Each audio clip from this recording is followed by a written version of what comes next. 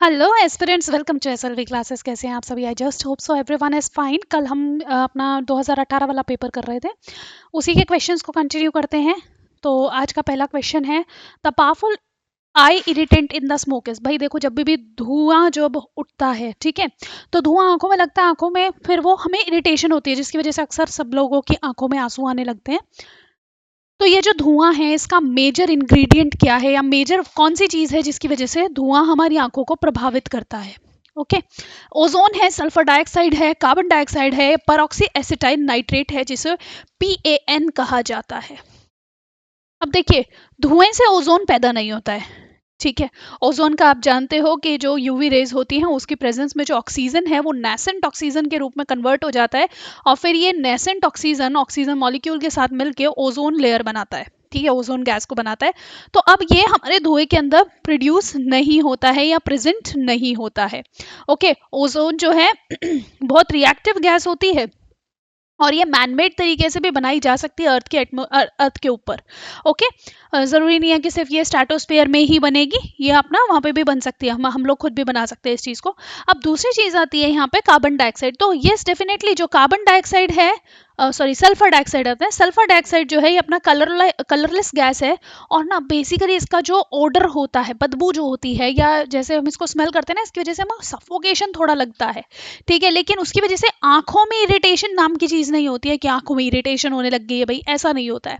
Okay, तो ये जो सल्फर डाइऑक्साइड है, ये हमेशा जब भी हम फॉसिल फ्यूल्स को जलाते हैं तो उसकी वजह से इसका प्रोडक्शन होता है, क्योंकि बहुत सारा सल्फर भी उन फॉसिल फ्यूल्स के अंदर प्रेजेंट होता है, और वो ऑक्सीजन के साथ रिएक्ट करके सल्फर डाइऑक्साइड बनाता है। ओके, अब ये जो सल्फर डाइऑक्साइड है, क्या इसकी वजह से आई इरिटेशन होता है? नहीं, इसका स्मेल जो है वो थोड़ा डिफरेंट हो सकता है, बट इसकी वजह से आई इरिटेशन नहीं होगा। कार्बन डाइऑक्साइड की वजह से आई इरिटेशन नहीं होता। बचता है परऑक्सी एसिटाइल नाइट्रेट, जिसको हम पैन कहते हैं। ये अपना सेकेंडरी पोल्यूटेंट है, बहुत इंपॉर्टेंट चीज़ है। सेकेंडरी पोल्यूटेंट का मतलब क्या होता है? वो पोल्यूटेंट जो हमारा प्राइमरी सोर्सेज से नहीं बन रहा है, और ये हमारा क्या है, सेकेंडरी सोर्सेज से उत्पन्न हो रहा है। तो आंसर क्या हो जाएगा? Option number D, परऑक्सी acetyl nitrate या PAN जो होता है, उसकी वजह से हमारी आंखों के अंदर इरिटेशन होता है। ठीक है, और ये फोटोकेमिकल स्मॉग के अंदर सबसे ज़्यादा पाया जाता है, और वही जो फोटोकेमिकल स्मॉग है वो आपका अगर धुएं के अंदर प्रेजेंट है, तो वहाँ से क्या होगा, वहाँ से आप लोगों को क्या होगा, आंखों को इरिटेशन हो गया। अब आंखों में इरिटेशन क्यों हो रही है? क्योंकि ये जो परऑक्सी एसिटाइल नाइट्रेट है, इसमें नाइट्रेट है बेसिकली, तो नाइट्रोजन डाइऑक्साइड गैस है, और यहाँ पे जो परऑक्सी एसिटाइल्स हैं या इथेनॉल्स हैं, वो क्या कर रहे हैं, वो बेसिकली यहाँ पे देखो, नाइट्रेट या नाइट्रोजन डाइऑक्साइड गैस जो होती है ना, ये हमारे लिए इरिटेशन, आंखों में इरिटेशन रिड्यूस करेगी। ठीक है, तो आंसर क्या हो जाएगा? Option number D becomes the correct answer. Question number 2 आ जाता है, ब्रीफ हिस्ट्री ऑफ टाइम। ये जो किताब है, ये किसके द्वारा लिखी गई थी? तो स्टीफन हॉकिंग है, या JV नार्लिकर हैं, CV रमन है, या सत्येंद्र नाथ बोस हैं? तो आप आंसर क्या करेंगे इसका? अब brief history of time one of the famous book है स्टीफन हॉकिंग की। इसके अलावा इनकी एक और बहुत ही इंपॉर्टेंट किताब थी जिसका नाम था थ्योरी ऑफ एवरीथिंग, जिसके अंदर उन्होंने ओरिजिन ऑफ यूनिवर्स बताया था। ठीक है, यूनिवर्स से रिलेटेड काफ़ी चीज़ें स्टीफन हॉकिन ने हमको बताई हैं। तो बेसिकली ये जो अपने स्टीफन हॉकिन हैं, इनका बहुत इंपॉर्टेंट है बुक ये, जिसका नाम क्या है? Brief history of time. Answer हो जाता है स्टीफन हॉकिंग। अच्छा, ये JV नार्लिकर, हमने अभी कल ही जब क्वेश्चंस किए थे तो उसमें हमने बात करी थी कि JV नार्लिकर के अनुसार जो है कौन सा एक साइंस नहीं है। तो जो जयंत नार्लिकर जी जो थे, या JV नार्लिकर जी जो हैं, इनके द्वारा क्या था, इनके द्वारा कॉस्मोलॉजी के ऊपर काफ़ी सारी किताबें लिखी गई थी। ठीक है, और जो थ्योरी ऑफ रिलेटिविटी थी, उसी को थोड़ा सा एनहांस करा था इन्होंने। अच्छा, अब नेक्स्ट आ जाता है CV रमन। तो CV रमन जी की बहुत ही इंपॉर्टेंट किताब है, जिसका नाम है new physics, the new physics, और एक और किताब है वाई स्काई इज ब्लू। अब उससे तो वैसे ही पता लग जाएगा, वाई स्काई इज ब्लू तो अपने आप में एक आंसर है कि ऑब्वियस सी बात है, स्काई का रंग नीला क्यों है, ये बताने वाले हमारे लिए CV रमन साहब थे। ओके, और इसी वजह से जो है यहाँ पे आंसर ये हो जाएगा। ठीक है, चलिए, तो आंसर क्या हो जाता है? Option number A becomes the correct answer, Stephen Hawking बिल्कुल सही आंसर है। क्वेश्चन नंबर 3 आ जाता है, which of the following is the richest source of vitamin C? Vitamin C का सबसे अच्छा स्रोत कौन सा हो जाता है? तो यहाँ पे देखिएगा, कि ऑरेंज है, एप्पल है, कैरेट है या आंवला है? और ये बिल्कुल ही एकदम हलवा सवाल हो जाता है। क्यों भाई? क्योंकि यहाँ पे हम जानते हैं विटामिन सी जिसका नाम है एस्कॉर्बिक एसिड, ये आपके खट्टे फलों में पाया जाता है। अब यहाँ पे ऑरेंज भी खट्टा फल है और आंवला भी खट्टा फल है, तो इसमें से हम किस में आंसर करेंगे? आंवला। It contains more amount of vitamin C, ठीक है, तो आंवला इसका ज्यादा बेटर आंसर रहेगा। ऑरेंजेस के अंदर विटामिन सी पाया जाता है, लेकिन आंवला की कंपैरिजन में कम पाया जाता है। ओके, ये जो विटामिन सी है वाटर सोल्यूबल होता है विटामिन, और इसकी कमी से कौन सा रोग होगा? इसकी कमी से जो रोग होता है, डिजीज होता है, उसका नाम है स्कर्वी। ठीक है, स्कर्वी नामक रोग हो जाता है जिसमें आपके मसूड़ों से खून आने लगेगा। ठीक है, ये जो विटामिन सी है ये इवन आप लोगों की हड्डियों को मजबूत करने में भी मदद करता है। ठीक है, चलिए नेक्स्ट आ जाता है आपका अगला question. Question number 4, which of the following statements are true? इनमें से कौन सा स्टेटमेंट करेक्ट है? Natural disasters cause maximum damage in developing countries. जो नेचुरल डिजास्टर्स हैं उनकी वजह से जो मैक्सिमम डैमेज होता है वो आपके विकासशील देशों में होता है। क्या ऐसा है? क्या विकासशील देशों में ज्यादा जो डैमेज है वो क्रिएट करते हैं नेचुरल डिजास्टर्स? ठीक है, क्या ये बिल्कुल सही बात है? यस डेफिनेटली, क्योंकि देखिए जो डेवलप्ड नेशंस होंगे वो अपने आप को इतना पक्का कर चुके होंगे कि वो नेचुरल कैलेमिटीज से या नेचुरल डिजास्टर्स से खुद को बचा पाएंगे। जैसे जापान के अंदर अगर कभी भी अर्थक्वेक आता है तो वहाँ इतना डैमेज नहीं होता, लेकिन इंडिया के अंदर अगर अर्थक्वेक आता है तो यहाँ एक मेजर लेवल पे डैमेज होता है। क्यों? क्योंकि वहाँ की टेक्नोलॉजीज इतनी डेवलप हो चुकी हैं कि वो अर्थक्वेक्स को, हाई लेवल के अर्थक्वेक्स को बहुत आसानी से टैकल कर जाती हैं, है ना। लेकिन इंडिया में अभी वो हम चीज़ें डेवलप कर रहे हैं। अच्छा, अंडर डेवलप्ड नेशंस है मैम, वहाँ पे क्या डैमेज नहीं होगा? बच्चे वहाँ पे अभी इंफ्रास्ट्रक्चर इतना डेवलप ही नहीं हुआ कि जिसकी वजह से ज़्यादा डैमेज हो। भाई देखो इंडिया में हम लोग क्या कर रहे हैं, हम लोग कंक्रीट के घर बना रहे हैं। मान लीजिए भूकंप का एग्जाम्पल लेती हूँ, हमने कंक्रीट का घर बनाया। अब ये जो कंक्रीट का घर है इसकी वजह से क्या होगा? इसकी वजह से होगा डैमेज। ठीक है भाई, भूकंप आया, टूटेगा, वो टूटेगा, उन कंक्रीट के घरों के नीचे जो है इंसान दबेंगे, जिसकी वजह से डिजास्टर जो है वो काफी एक बड़ा रूप ले लेगा, है ना, डैमेज ज्यादा होगा। अंडर डेवलप्ड कंट्रीज में कंक्रीट के घर ही नहीं बने होंगे, ठीक है, बना रहे होंगे कच्ची मिट्टी के घर बना रहे होंगे, या फिर जो भी होगा एक टेम्पररी बेसिस पे कुछ घर बना रहे होंगे।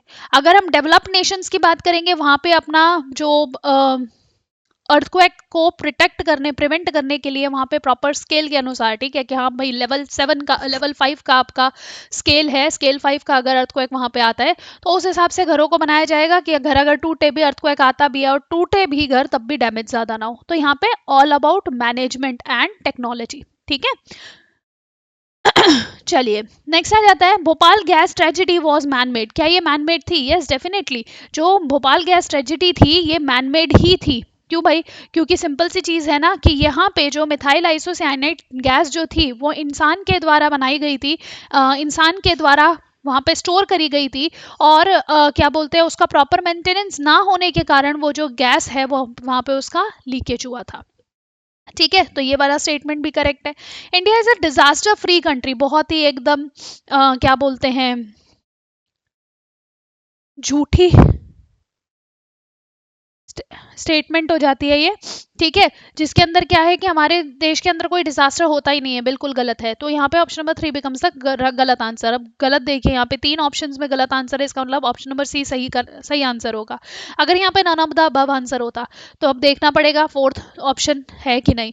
तो mangroves reduce the impact of cyclones. Yes definitely, जो मैनग्रोव्स होते हैं, समुद्रों के आसपास वाले जो क्षेत्र होते हैं, वो क्या करेंगे, वो इरोजन नहीं होने देते। ठीक है, वहां पे मिट्टी को बहने नहीं देते हैं, जिसकी वजह से क्या होगा, जो समुद्री एरिया है वहां पे मिट्टी अच्छे से बनी रहेगी, जिसकी वजह से वहां पे जो जब भी तूफान आएगा, जो साइक्लोन आएगा, उसका इम्पैक्ट कम होने लगेगा। ठीक है, तो अब अगर हम देखें तो लार्जेस्ट जो मैनग्रूव्स हैं वो कौन से हैं? वर्ल्ड के लार्जेस्ट मैनग्रूव्स हैं सुंदरबंस।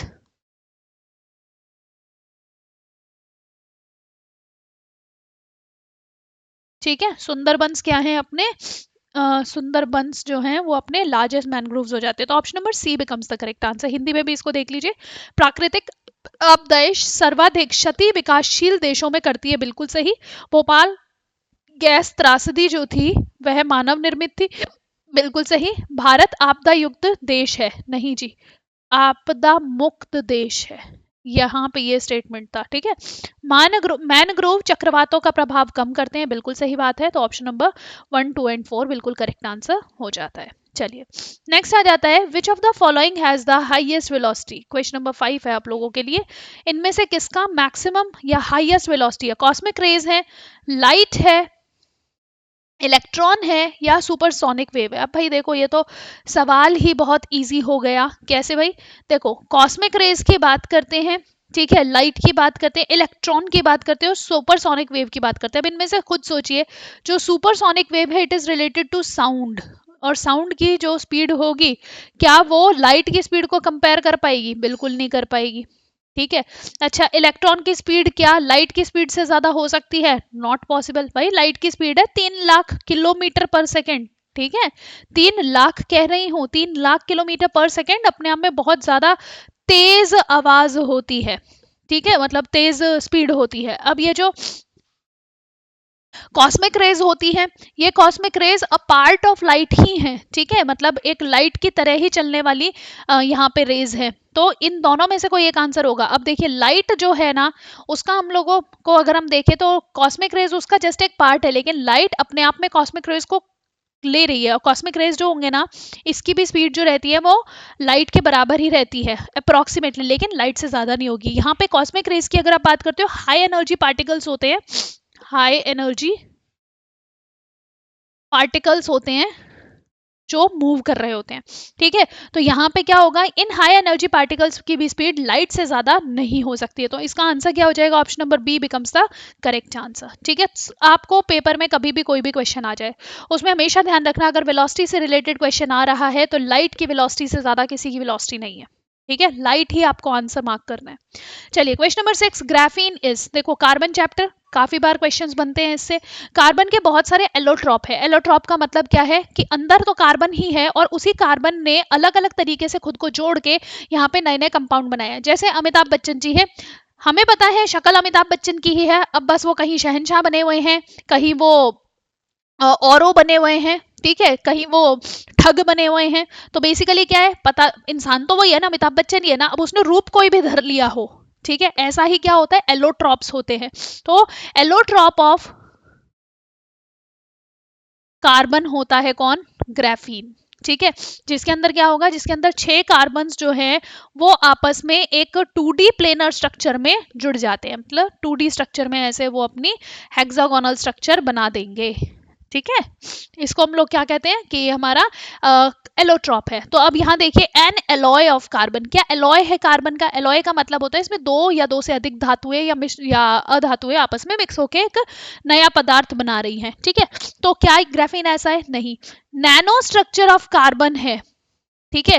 क्या ये जो कार्बन है उसका नैनो प्रतिरूप है? हाँ, आप कुछ हद तक इसका आंसर ये कर सकते हो। नेक्स्ट है आइसोटोप ऑफ कार्बन, नहीं, कार्बन का आइसोटोप ये नहीं है।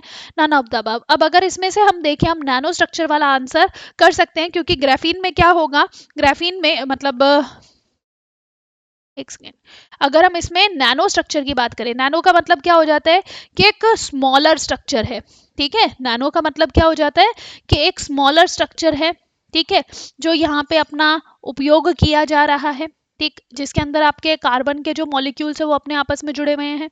और यहाँ पे जो इसका स्ट्रक्चर होगा वो क्या है बच्चे, जो ये स्ट्रक्चर होगा ये 10⁻⁹ मीटर के आसपास इसका साइज होगा। अब देखो कार्बन जो है वो खुद ही में क्या है, बहुत छोटा साइज है। अब इसमें हमने कार्बन के बहुत सारे मॉलिक्यूल्स मतलब एटम्स भी आपस में जोड़ दिए, तब भी हम यहाँ पे ग्राफीन जब बनाते हैं ना तो एक नैनो स्ट्रक्चर ही बना पाते हैं, ठीक है। तो इस वजह से ग्राफीन पेपर में या तो एलोट्रॉप ऑफ कार्बन लिखा हुआ मिलेगा या फिर नैनो का प्रतिरूप मिलेगा, नैनो प्रतिरूप आपको लिखा हुआ मिलेगा, ठीक है। क्वेश्चन नंबर 7 आता है, incinerators are used for which of the following. जो इंसिनरेटर्स हैं वो कहाँ पे उपयोग होते हैं? इंसिनरेटर्स होते हैं वो कहाँ पे आपके उपयोग होते हैं, जल्दी से बताएंगे। तो इंसिनरेटर्स क्या होते हैं? बेसिकली ये आपके वो पदार्थ, वो चीजें होती हैं जिसके अंदर मतलब एक ऐसा प्रोसेस इस्तेमाल होता है यहाँ पे, जिसमें क्या होगा कि जो भी हमारे पास वेस्ट होता है ना, उसको हम क्या करते हैं, उसको हम लोग गर्मी की मदद से मतलब हीट देके या हायर टेम्परेचर देके उसको जला देते हैं, एक तरीके की भट्टी है ये, ठीक है। कचरे को जलाने वाली भट्टी होती है ये, ठीक है। तो इंसिनरेटर्स किसके लिए यूज हो रहे हैं? बर्निंग वेस्ट, ठीक है। पुटिंग वेस्ट इनटू दैम, ये तो ट्रैश बॉक्स होता है या कूड़ेदान होता है, ठीक है। कटिंग ग्रीन ट्रीज, नहीं भाई, उसके लिए हमारे पास अलग मशीन होती है। फर्टिलाइजर बनाने के लिए भी अलग मशीन है, तो बहुत ही हलवा सवाल था ये भी। इंसिनरेटर्स का प्रयोग निम्नलिखित में से किसके लिए किया जाता है? तो कूड़ा कचरा को जलाने के लिए इसका उपयोग किया जाता है, ठीक है। क्वेश्चन नंबर 8 है, what is the greenhouse effect? Greenhouse effect क्या होता है? तो अब आ जाता है increase in, okay, increase in global temperature, decrease in global temperature, increase in sea water temperature, या increase in temperature of rivers and lakes. अब अगर यहाँ पे ध्यान से देखो, हर एक जगह क्या है? टेम्परेचर इस्तेमाल हो रहा है। तो अब ग्रीन हाउस इफेक्ट में होता क्या है कि हमारा सृष्टि, हमारी जो ये अर्थ है, अर्थ के आसपास का जो एटमोस्फेयर है, उस एटमोस्फेयर में कुछ जो गैसेस है ना, वो क्या हो जाती हैं? वो गैसेस आपकी क्या बोलते हैं, क्या बोलेंगे उनको, वो गैसेस हीट को बाहर नहीं जाने देती हैं। और जब वो उस हीट को बाहर नहीं जाने देती है, तो उसकी वजह से क्या होगा? उसकी वजह से आपका जो हीट है वो क्या हो जाएगी बच्चे? जो हीट होगी वो ट्रैप हो जाती है हमारी अर्थ के अंदर ही। और जब ये हीट हमारी अर्थ के अंदर ही ट्रैप हो जाती है, तो इसकी वजह से क्या होगा? इसकी वजह से ये जो हमारा अर्थ का टेम्परेचर होगा ना, ये क्या होता है? ये बढ़ने लगता है, ठीक है। क्या होने लगेगा? ये बढ़ने लगेगा। और इसी चीज को हम लोग क्या कहते हैं? इसी चीज को हम लोग कहते हैं कि भाई यहाँ पे हमारा जो अर्थ का टेम्परेचर है वो बढ़ने लग रहा है, ठीक जी। तो यहाँ पे देखिए, मैं आपको एक चित्र दिखाती हूँ, इसके माध्यम से आप और बेहतर तरीके से समझ पाओगे इसे।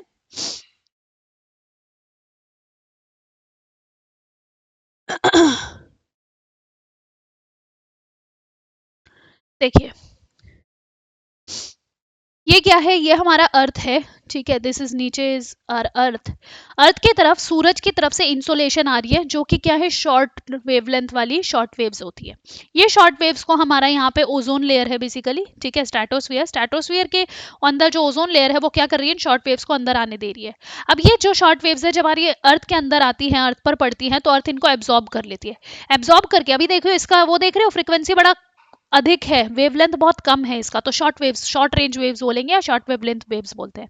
अब यहाँ पे अर्थ इसको एब्जॉर्ब करके इसका देखो लॉन्ग वेवलेंथ वाली वेव्स में, या लॉन्ग वेव्स में इसको कन्वर्ट कर देती है। अब ये जो लॉन्ग वेव्स है ना, ये हमारे इस ओजोन वाला जो हमारा लेयर है, या फिर हमारा स्ट्रेटोस्फेयर, अर्थ का जो एटमोस्फेयर, एटमोस्फेयर ज्यादा बेटर वर्ड है, तो ये जो हमारे अर्थ का एटमॉस्फेयर है ना, इससे बाहर नहीं निकल पाता। क्यों? क्योंकि हमारे एटमॉस्फेयर में carbon dioxide, nitrogen dioxide, sulphur dioxide, ozone, water, methane, ऐसी कुछ गैसेस हैं जो इन लॉन्ग वेवलेंथ वाली वेव्स को बाहर नहीं जाने देती है, जिसकी वजह से ये जो हीट है ये वापस अंदर आ जाती है। और अंदर आने की वजह से क्या होगा कि भाई यहाँ पे ये जो हीट है ना, ये ट्रैप हो जाती है। हीट ट्रैप होगी तो हमारी अर्थ का जो टेम्परेचर, अब देखो, जब आप, अभी सर्दियां चल रही है, तो सर्दियों में आप ब्लैंकेट ओढ़ लेते हो, तो ब्लैंकेट ओढ़ने से क्या होगा? आपके शरीर की जो हीट निकल रही है वो ब्लैंकेट शरीर से बाहर, मतलब आपके ब्लैंकेट से बाहर नहीं जाने देता, जिसकी वजह से क्या होगा? आपका जो बॉडी का टेम्परेचर है वो मेंटेन रहता है। अब सोचिए कि अगर आप, बहुत ज़्यादा आपको हीट यहाँ पे प्रोड्यूस होने लगे, तो उसकी वजह से आप बीमार होने लगोगे ना, अर्थ का टेम्परेचर बढ़ने लगेगा, आपका टेम्परेचर बढ़ने लगेगा। तो ऐसा ही कुछ यहाँ अर्थ के साथ होता है। अगर बहुत ज्यादा हीट यहाँ पे ट्रैप हो जाती है, तो अर्थ का टेम्परेचर, ग्लोबल टेम्परेचर बढ़ने लगता है, ठीक है। यही है आपका हरित ग्रह प्रभाव। आई थिंक सो आपको इस चित्र के माध्यम से अच्छे से समझ में आया होगा। चलिए, क्वेश्चन नंबर 9 हो जाता है, which of the following is the main component of natural gas? जो भी नेचुरल गैस रहता है, उसके अंदर मेन कंपोनेंट क्या होता है? तो देखिए, किसी भी, अगर हम बात करेंगे नेचुरल गैस की, तो नेचुरल गैस के अंदर हमेशा आप लोगों को एक गैस मिलेगी जिसका नाम है मीथेन, ठीक है। मीथेन, यस, वही CH4, ओके। ये जो होगी ना, ये क्या है? बहुत ज्यादा फ्लेमेबल है, ठीक। और दूसरी चीज क्या? कलरलेस भी है, ठीक है। तो आप जितने भी अपने नेचुरल गैसेस देखते हो, उसके अंदर मेजर रूप से आपको क्या मिलेगा? मेजर रूप से आपको मीथेन गैस मिलने वाली है। मार्श गैस भी इसको कहा जाता है, क्योंकि मार्शी लैंड्स में ये पाई जाती है। मार्श गैस इसको कहा जाता है, ठीक है। मार्शी लैंड्स के अंदर ये पाई जाती है। दूसरी चीज ध्यान रखिएगा कि ये जो नेचुरल गैस हो जाती है, अगर आप इसकी बात करोगे, CH4 इसका फॉर्मूला है, डैम्प एरियाज में आपको यह मिलती है, ओके। और इसका फॉर्मूला CH4, ये आपका क्या है, ये आपका स्मॉलेस्ट एल्केन हो जाता है। स्मॉलेस्ट एल्केन आपकी यही नेचुरल गैस हो जाती है, तो option number D becomes the correct answer. ठीक है, क्वेश्चन नंबर 10 देखिए, which painkiller given to cattle is responsible for near extinction of vultures in India. भाई भारत के अंदर जो पशुओं को एक पर्टिकुलर दवा दी जाती है जिसकी वजह से गिद्ध जो है वो लगभग विलुप्त होने लगे हैं, आइबोप्रोफेन हो गया, एसिटामिफिन हो गया, ठीक है, एस्पिरिन हो गया, डाइक्लोफेनाक हो गया। डाइक्लोफेनाक इंडिया के अंदर बहुत ज़्यादा इस्तेमाल होता है, किस चीज़ के लिए, दर्द निवारक दवा है। आप लोगों के पास भी इवन जो बहुत सारी दवाएं हैं उनके अंदर आप देखोगे डाइक्लोफेनाक आपको मिलेगा। ठीक है, यहाँ पे आइबोप्रोफिन जो रहता है उसके अंदर भी थोड़ी सी मात्रा में रहता है आपका डाइक्लोफेनाक, बट वो इंसानों को दिया जाता है। ठीक है, जिसके अंदर आपका पैरासीटामोल और डाइक्लोफेनाक दोनों का कॉम्पोजिशन का कॉम्बिनेशन रहता है। बट अगर हम यहाँ पे बात करें, प्रॉपर डाइक्लोफेनाक जो है वो दर्द निवारक दवा के द्वारा यूज की जाती है। ठीक है, 2006 के अंदर 2006 के अंदर जो ये जो ड्रग थी इसको बैन कर दिया गया था कि हमें अपने पशुओं को नहीं देना चाहिए। ठीक है, चलिए नेक्स्ट आ जाता है आपका, तो आंसर हो जाएगा इसका ऑप्शन नंबर डी।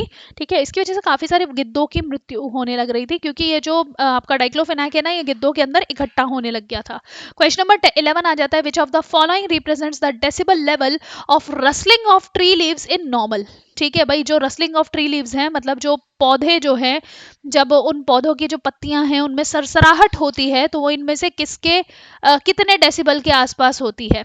ठीक है, तो 10 डेसिबल, 20 डेसिबल, 60 डेसिबल या 100 डेसिबल। बहुत ही इजी सवाल है, कहोगे नहीं मैम ऐसे कैसे इजी हो सकता है। अब देखो, सबसे पहली चीज क्या है कि अगर हम अपनी खुद की बात करें, अगर हम मनुष्यों की बात करें, हमारे जो फ्रीक्वेंसी है जिसको हम सुन सकते हैं वो 20 हर्ट्ज से 20,000 हर्ट्ज तक सुन सकते हैं। 20 हर्ट्ज से 20 किलो हर्ट्ज तक की जो साउंड है हम उसको सुन सकते हैं। ओके, अब इसमें भी अगर हम देखें कि जैसे जो हम लोगों को 0 डेसिबल का मतलब क्या होगा, वहां पे बिल्कुल भी क्या बोलते हैं, ध्वनि नहीं होगी। ठीक है, दूसरी चीज कि यहाँ पे अगर हम देखें जो पत्तों की सरसराहट है उसकी जो ध्वनि होती है वो लगभग 20 डेसिबल के आसपास होती है, और यही जो 20 डेसिबल का साउंड है इसको हम बहुत ही आसानी से सुन पाते हैं, सरसराहट को अच्छे से सुन पाते हैं। ठीक है, फुसफुसाहट जो आप लोग करते हैं वो आपका लगभग 20 डेसिबल के आसपास ही होता है।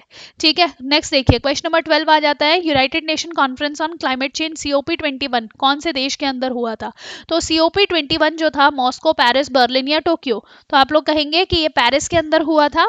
ठीक है, और COP21 ना अपने आप में बहुत ही ज्यादा इंपॉर्टेंट है क्योंकि ये जो आपका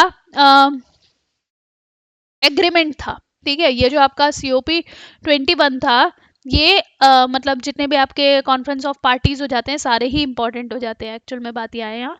ठीक है, इसमें हमारा जो 2015 वाला जो हमारा COP था, that was one of the very important protocol. ठीक है, जिसके अंदर हम क्योटो प्रोटोकॉल की बात करते हैं, और यहाँ पे बताया गया था कि हम लोगों को ऐसा कुछ करना है जिसमें हम जो है ना जो हमारे अर्थ का हर साल जो अपना टेम्परेचर बढ़ रहा है, ठीक है, उसको हम लोग क्या करें, उसको हम लिमिट कर दें और हम उसे 2 डिग्री सेल्सियस से नीचे लेके आए, और कोशिश करेंगे कि 1.5 डिग्री सेल्सियस से भी नीचे लेके आए उसे।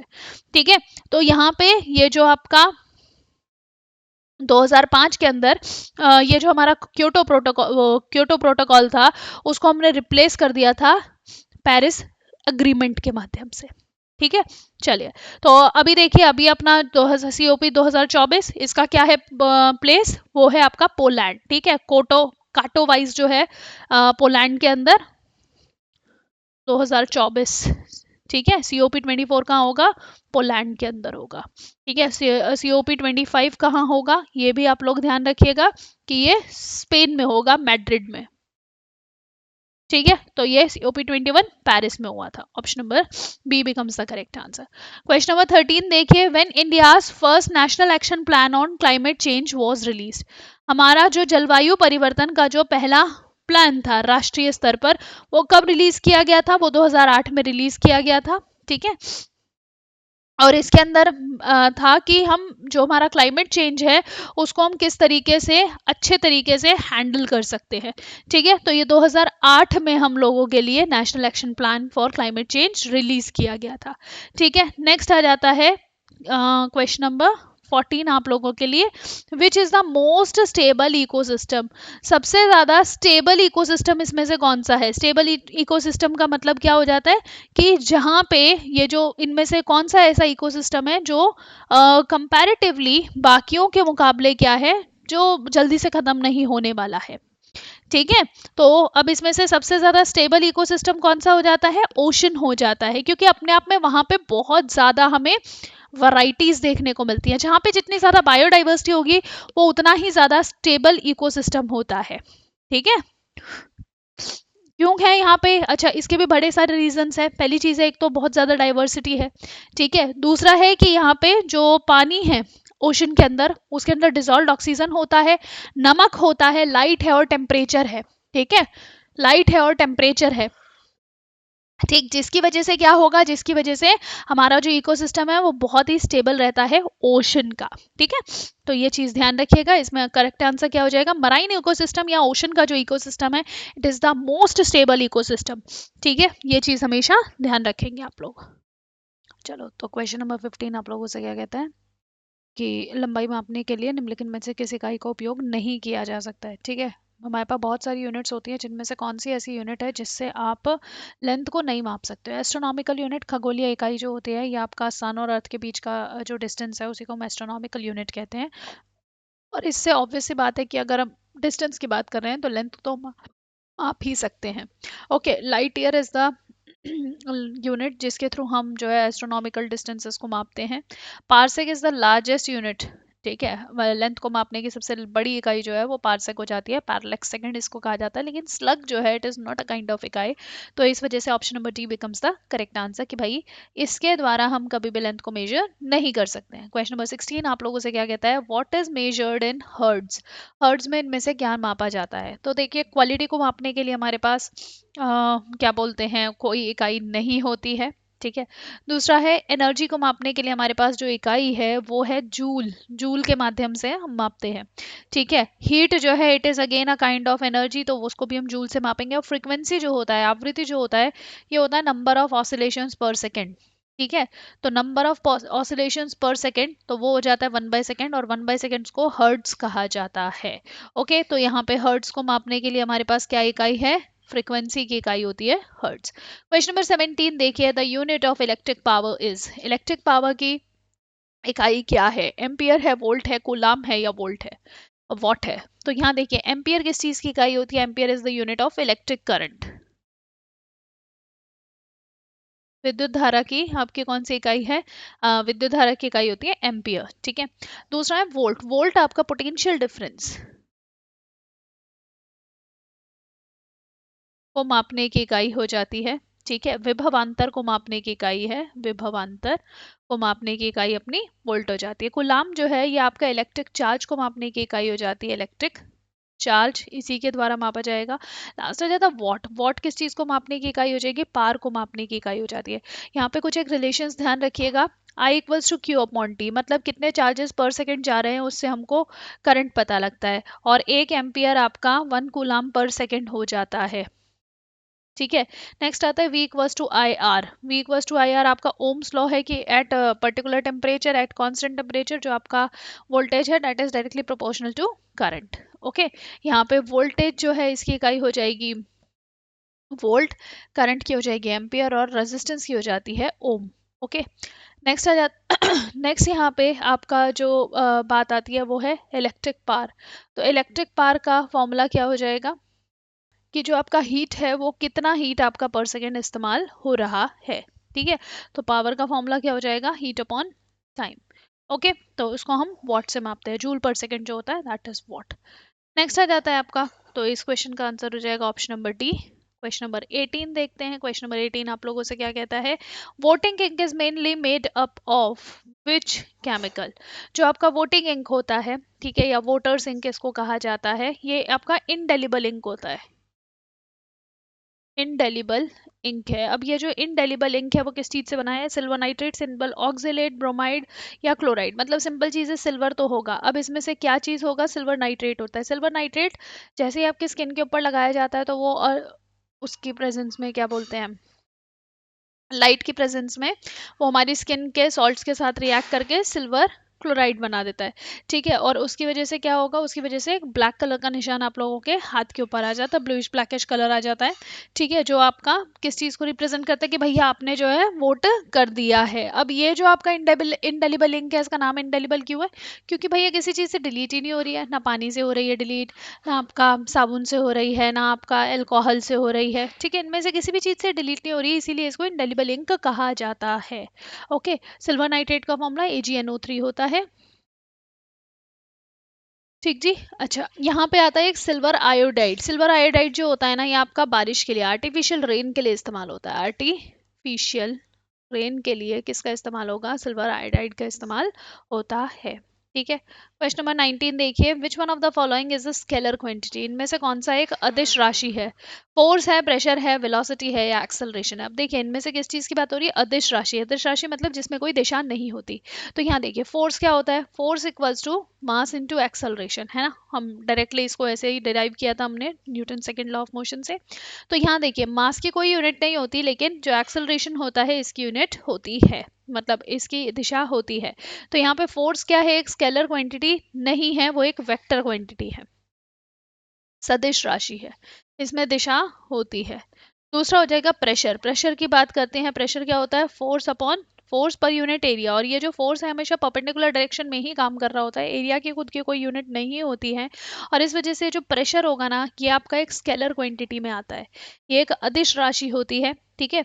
अच्छा, दूसरा क्या हो जाएगा? यहाँ पे वेग आ जाता है। वेलोसिटी, वेलोसिटी क्या है? Displacement per unit time. और डिस्प्लेसमेंट क्या है? आपका स्केलर वेक्टर क्वांटिटी है, तो वेलोसिटी भी क्या हो जाएगी? वेक्टर क्वांटिटी हो जाती है, तो ये भी वेक्टर हुआ। त्वरण या एक्सेलरेशन क्या होता है? वेलोसिटी पर यूनिट टाइम हो जाता है, और ये भी एक वेक्टर क्वांटिटी है। एक्सेलरेशन की ऐसा यूनिट मीटर पर सेकंड स्क्वायर होती है, वेलोसिटी की होती है मीटर पर सेकंड। ठीक है। प्रेशर की क्या होती है? न्यूटन पर मीटर स्क्वायर हो जाएगा। आप मुझे इसको बताएंगे कि न्यूटन पर मीटर स्क्वायर को और क्या कहा जाता है? फोर्स की ऐसा यूनिट क्या हो जाएगी? न्यूटन हो जाती है। तो यहाँ पे प्रेशर का जो ऐसा यूनिट हो जा मतलब प्रेशर का जो यूनिट हो जाता, प्रेशर जो है वो क्या है? अपने आप में एक स्केलर क्वांटिटी होती है। ठीक है। अच्छा, दूसरी चीज यहाँ पे जो आप लोगों से पूछा गया है कि प्रेशर जो है उसका एसआई यूनिट क्या है, वो आप लोगों को बताना है। तो आप लोग क्या कहेंगे कि मैम पास्कल जो होता है ना, वो इसकी एसआई यूनिट होती है। ठीक है,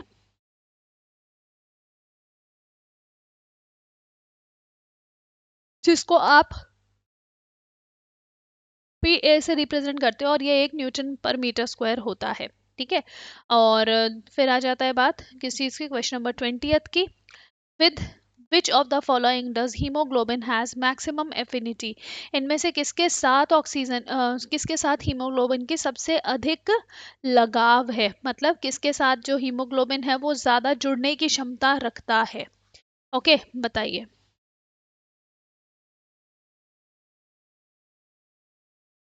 तो आप क्या कहोगे कि मैम जो हीमोग्लोबिन होता है हमारे आरबीसी के अंदर पाया जाता है। ठीक है, आरबीसी के अंदर है हीमोग्लोबिन। हीमोग्लोबिन का खुद का कलर होता है रेड, इसकी वजह से आरबीसी का कलर हो जाता है रेड।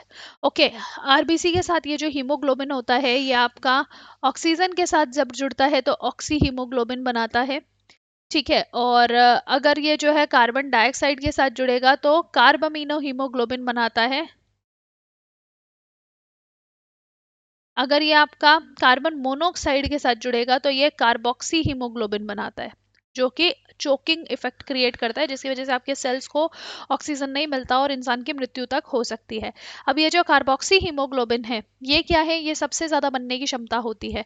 मतलब हीमोग्लोबिन का जो फेवरेट दोस्त है ना, जो इसको बेस्ट फ्रेंड्स फॉर एवर कहते हैं, वो इसका कार्बन मोनोऑक्साइड है।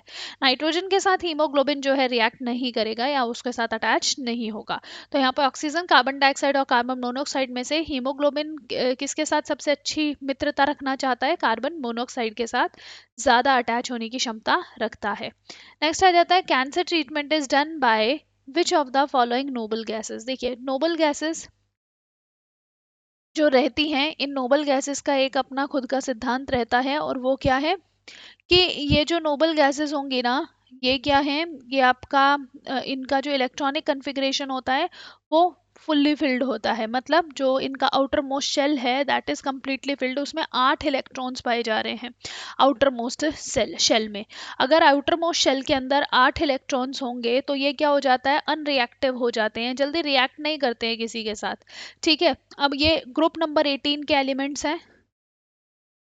ठीक, इनका आउटर मोस्ट शेल जो होगा कंप्लीटली फिल्ड होता है, और इसके लिए हमारा कोड क्या होगा, हीना, नीना और करीना का एक्स रेडेड अगेन।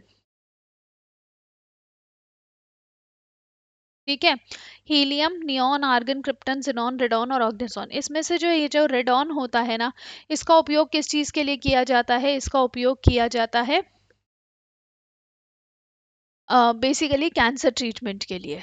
ठीक, तो ये जो रेडॉन होता है इसका उपयोग आप कहाँ कर रहे हो, इसका उपयोग आप कैंसर ट्रीटमेंट के लिए कर रहे हो। रेडॉन का जो सिंबल हो जाएगा वो क्या होता है, अच्छा एक और चीज़, कि ये जो रेडॉन है ये कैसी गैस होती है, तो ये जो रेडॉन है ये आपकी एक अनरिएक्टिव गैस होगी।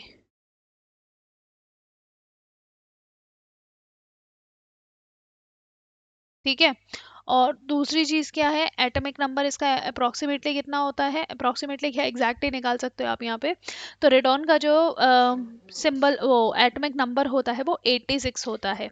ओके, तो कैंसर थेरेपी में आप किसका, कौन सी गैस का इस्तेमाल कर रहे हो, रेडॉन का इस्तेमाल करते हो। रेडॉन एटॉमिक नंबर 86 होता है, ग्रुप 18 का एलिमेंट है, और इसके साथ साथ इसका ग्रुप 18 के साथ साथ आप इसका पीरियड भी निकाल सकते हो। तो इसका पीरियड कौन सा हो जाएगा, पीरियड इसका होता है सेवन्थ, सॉरी सेवन्थ नहीं होगा, सिक्स होगा। इसके बाद ऑग्नेसॉन भी आ रहा है ना, 7 6 5 4 3 2 1, याद है ना, ऐसे ही बताया था कि जब भी आपको पीरियड निकालना हो किसी भी ग्रुप के एलिमेंट का, तो नीचे से नंबरिंग स्टार्ट करो 7 से, और जो भी उसके सामने नंबरिंग आ रही है उसको ले लीजिए। रेडॉन के सामने नंबर 6 आ रहा है तो ये सिक्स पीरियड का एलिमेंट हो जाता है। ओके, इसमें से जिनॉन जो होती है ना, xenon is known as strangers gas.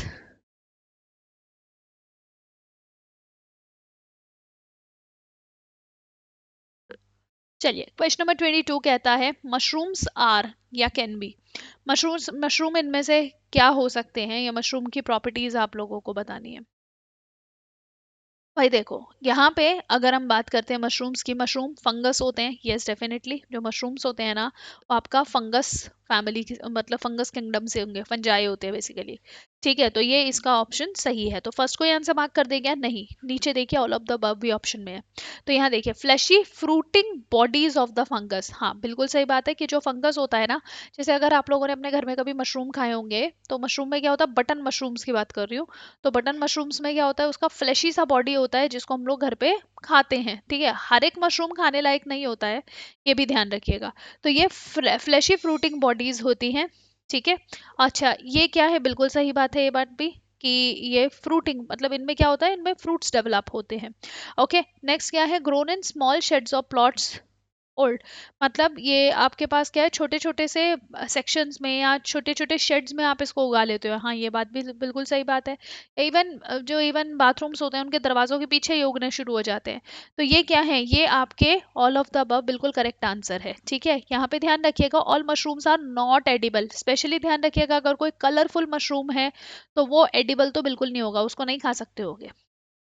ठीक है, क्वेश्चन नंबर 23 देखिए, कहता है इन the human body controls the activity that you perform, बताइए इनमें से कौन सा ऐसा चीज है, the dash in the human body, वो आपकी बॉडी के अंदर सभी एक्टिविटी को कंट्रोल करता है। Respiratory system, nervous system, digestive system या रिप्रोडक्टिव सिस्टम, बताइए इनमें से कौन परफॉर्म करता है, रेस्पिरेटरी, नर्वस, डाइजेस्टिव या रिप्रोडक्टिव। तो सिंपल सी चीज है, रेस्पिरेटरी सिस्टम रेस्पिरेशन को ही कंट्रोल करेगा। ठीक है, नर्वस सिस्टम हमारे सारे कंट्रोल एंड कोऑर्डिनेशन को कंट्रोल करता है, कंट्रोल एंड कोऑर्डिनेशन को कंट्रोल करेगा। ठीक है, नेक्स्ट आ जाता है डाइजेस्टिव सिस्टम और रिप्रोडक्टिव सिस्टम। ये क्या है, ये हमारे वो पार्ट्स हैं जो हमारे अलग अलग मतलब सेक्शंस को या हमारी पूरी बॉडी को कंट्रोल कर रहा होता है।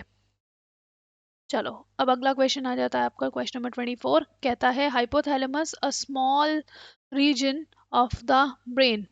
ठीक है, मतलब यहाँ पे आपको डैश का आंसर करना, of the dash. Plays a crucial role in many important functions of the human body. बताइए ये जो हाइपोथैलेमस है ये कहाँ पे पाया जाता है? ठीक है, अधश्चेतक इसको कहा जाता है। क्या ये आपके स्टमक में पाया जाएगा, लीवर में, ब्रेन में या लंग्स में? तो मैं गलती से आंसर का आंसर दे ही चुकी थी। ऑप्शन इसमें ब्रेन आ जाए, मतलब आंसर इसमें ब्रेन आ जाता है। तो देखिए हाइपोथैलेमस जो होता है ना, वो आपका क्या है, वो आपका एक इस तरीके का मतलब ये पिट्यूटरी ग्लैंड के जस्ट ऊपर आपको आपका हाइपोथैलेमस ग्लैंड मिलता है। ठीक है, ये जो हाइपोथैलेमस है इसको मास्टर ऑफ मास्टर ग्लैंड कहते हैं। Master of master gland. ठीक है, मास्टर का मास्टर ग्लैंड इसको कहा जाता है। और ये आपका भूख प्यास, ठीक है, इमोशंस, इन सबको कंट्रोल करने वाला ग्लैंड है। कंट्रोल्स टेम्परेचर, हंगर, इमोशंस, ठीक है, इन सबको कंट्रोल करने वाला कौन है? हाइपोथैलेमस है। इवन ये पिट्यूटरी ग्लैंड को भी कंट्रोल करता है, जो पिट्यूटरी सभी अदर ग्लैंड्स को कंट्रोल करता है। ठीक है, तो यहाँ पे ये हाइपोथैलेमस अपने आप में काफी ज्यादा इंपॉर्टेंट पार्ट हो जाता है। क्वेश्चन नंबर 25 देखिए, कहता है which is the smallest bone in the human body. मानव शरीर के अंदर सबसे छोटी हड्डी कौन सी है? इनकस है, स्टेप्स है, मेलियस है या मेटाटार्सल है? तो देखिए इनकस, स्टेप्स और मेलियस ये तीनों आपकी किस में पाई जाती हैं? ये सब आपकी ईयर में पाई जाने वाली बोन्स है। कौन से ईयर में? मिडल ईयर में। हमेशा ध्यान रखना आपके कान के सिर्फ मध्य भाग में ही आपको हड्डियां मिलेंगी। ठीक है, अंदरूनी भाग में या बाहरी भाग में कोई हड्डी नहीं मिलती है। बाहरी भाग में आपको कार्टिलेजेस मिलेंगे। ठीक है, अच्छा, बाहरी भाग और मध्य भाग को डिवाइड करने वाला या फिर उनके बॉर्डर पे जो मिलता है मेम्ब्रेन, उसको टिम्पैनिक मेम्ब्रेन कहा जाता है, जो कि आपके ईयर ड्रम भी कहलाता है। ठीक है, अब हमारे कानों के अंदर जो हड्डियां हैं वो क्या है? सिम कार्ड है, मतलब सबसे बाहर मेलियस है, फिर इनकस है और फिर स्टेप्स है। अब इनमें से जो स्टेप्स है ना, वो क्या है? वो सबसे छोटी हड्डी हो जाती है हमारे पूरे शरीर की। सबसे लंबी हड्डी की बात करते हैं तो वो फीमर हो जाती है। अच्छा, ये मेटाटार्सल कहाँ मिलते हैं? आपके फुट में पाई जाने वाली हड्डी है, और ये सबसे छोटी तो बिल्कुल नहीं होती है। तो आंसर क्या हो जाएगा? स्टेप्स इसका बिल्कुल सही आंसर हो जाता है। क्वेश्चन नंबर 26 कहता है ठोस से सीधे गैस में परिवर्तन को क्या कहा जाता है? Change of solid directly into gas क्या कहा जाएगा? इवेपोरेशन कहते हैं उसको, ऊर्ध्वपातन यानी कि सब्लिमेशन कहा जाता है, कंडेंसेशन कहते हैं या डेपोजिशन कहा जाता है?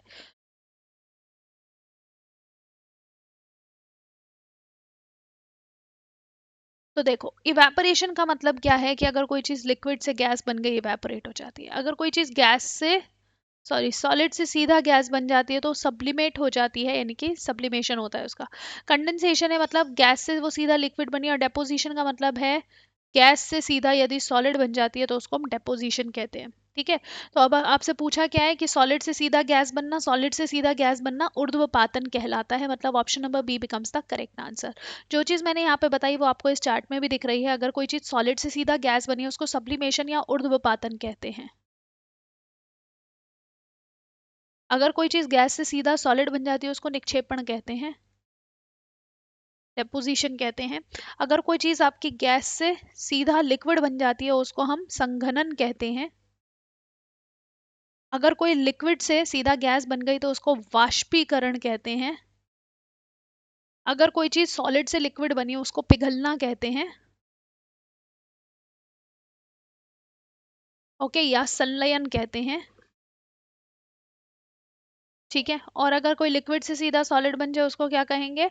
उसको हम लोग कहेंगे फ्रीजिंग या जमना या हिमीकरण। ठीक है, तो ये आपके क्या है, ये आपके फिजिकल स्टेट्स जो हैं वो टेम्परेचर और प्रेशर की वजह से किस तरीके से चेंज होते हैं वो यहाँ पे आपको दर्शाया गया है। ठीक है, आज के सेशन को हम लोग यहीं तक ही रखेंगे। ओके, और जो भी आपके डाउट्स वगैरह हैं आप नीचे कमेंट सेक्शन में मेंशन कर सकते हैं। मिलेंगे आप लोगों से नेक्स्ट सेशन में। So take care and thank you for joining SLV classes.